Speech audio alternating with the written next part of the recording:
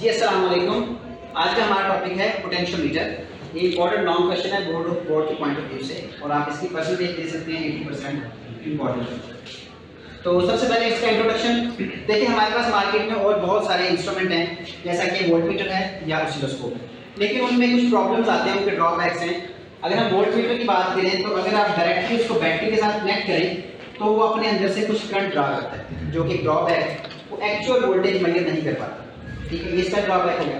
और दूसरा इंस्ट्रूमेंट हमारे पास है ऑसिलोस्कोप। ऑसिलोस्कोप का क्या मसला है, वो एक एक्सपेंसिव इंस्ट्रूमेंट है और उसको इस्तेमाल करना बहुत मुश्किल है। एक एक्सपर्ट बंदा ही ऑसिलोस्कोप को यूज कर सकता है, मतलब आप स्टूडेंट अगर आपकी बात की जाए तो आप लोग उसको यूज नहीं कर पाएंगे, मुश्किल है। तो इसलिए हमारे पास एक ऐसा इंस्ट्रूमेंट है जो कि आपको एक्चुअल में एक्यूरेटली मेजर करके देता है वोल्टमीटर को, मतलब पोटेंशियल को मेजर करके देता है, कंपेयर भी करता है और अननोन पोटेंशियल की वैल्यू भी मेजर करके देता है। तो इसकी डेफिनेशन यही मेंशन है, a device which is used to measure and compare potential difference accurately.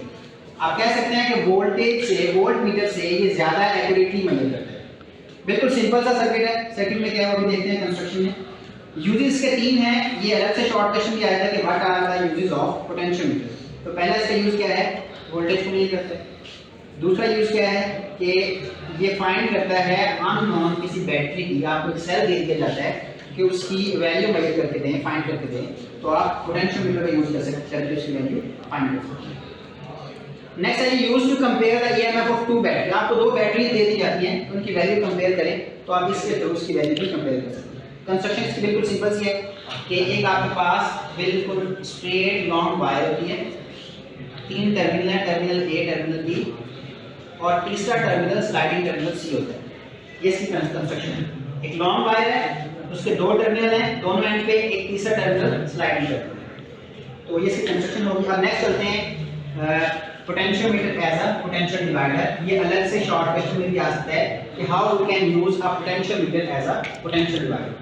तो वही आपके पास डायग्राम है। एक स्ट्रेट वायर है जिसके 2 टर्मिनल है ए एंड बी, इसकी रेजिस्टेंस है आर और तीसरा टर्मिनल सी जिसके साथ आपने रिवानोमीटर अटैच है, एक स्विच और बैटरी के साथ। तो ये आपने यहाँ से लेके यहाँ तक मेंशन किया। डेरिवेशन में क्या है कि according to Ohm law V is equal to I R, और यहाँ से अगर हम करंट निकालें तो I is equal to V over are.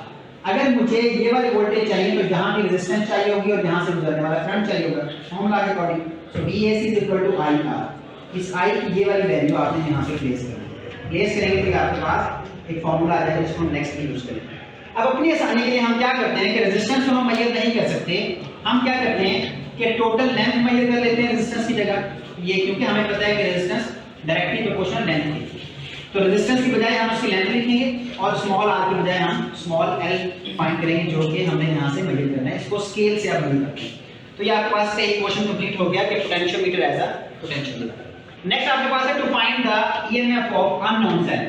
तो किसी अननोन सेल की आप ईएमएफ फाइंड कर सकते हैं। तरीका क्या है, सेम है।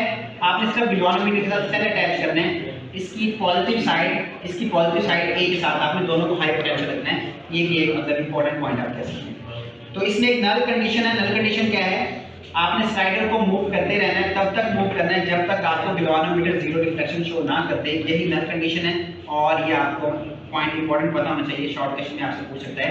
तो what is the null condition in potentiometer या पोटेंशियल डिवाइडर। अगेन वही वाला प्रीवियस वाला फार्मूला आपने यूज करना है। Ex को आपने कैलकुलेट करना है। Ex is equal to V over R into small r। मैंने अभी आपको क्या कहा कि रेजिस्टेंस डायरेक्टली प्रोपोर्शनल लेंथ के, तो रेजिस्टेंस की जगह लेंथ आ जाएगा और स्मॉल r की जगह स्मॉल l आ जाएगा, जो आप यहां से कैलकुलेट करेंगे।